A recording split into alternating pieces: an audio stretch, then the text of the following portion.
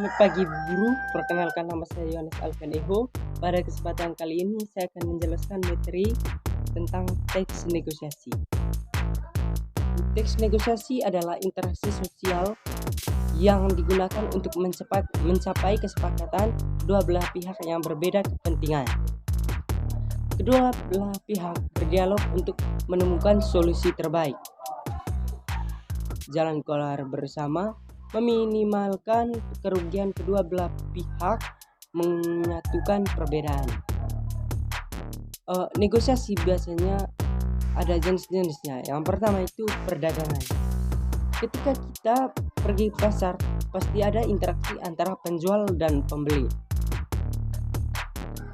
Nah, ketika berinteraksi tersebut biasanya ada negosiasinya untuk mendapatkan harga yang lebih baik pada sebuah barang.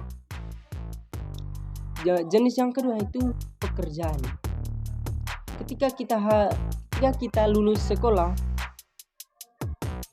ada saatnya kita menegosiasi dengan bos kita atau mungkin mitra kerja kita untuk merundingkan tentang pekerjaan, misalnya untuk meminta tambahan gaji atau untuk meminta izin untuk cuti.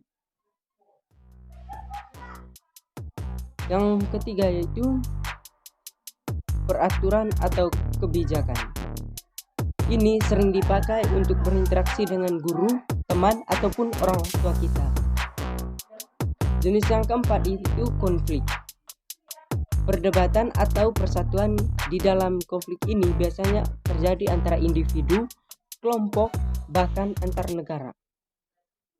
Unsur pembangun teks negosiasi yang pertama itu partisipan. Pihak yang terlibat dalam negosiasi tersebut, jadi misalnya negosiasi jual beli, maka ada penjual dan ada pembeli. Biasanya partisipan ada dua. Yang pertama itu pihak yang menyampaikan pengajuan, yang kedua pihak yang menabar. Tetapi kadang-kalanya juga dibutuhkan pihak yang ketiga, yakni penengahannya. Misalnya negosiasi itu terasa agak sulit, maka kita juga dibutuhkan perantara. Unsur yang kedua yaitu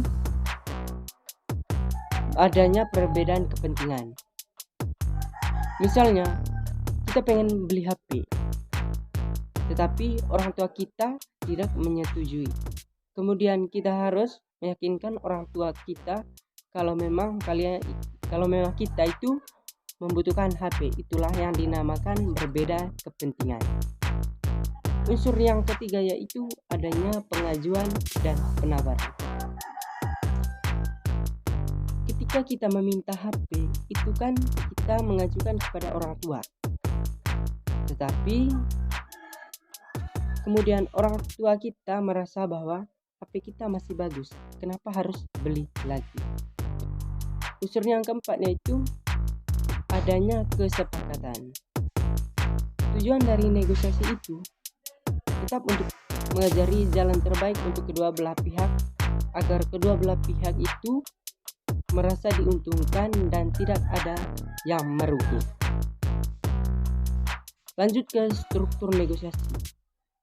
Struktur negosiasi yaitu yang pertama itu orientasi, yang kedua pengajuan, yang ketiga penawaran, yang keempat persetujuan.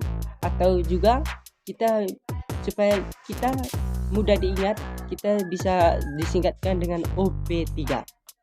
Ini dia contoh strukturnya.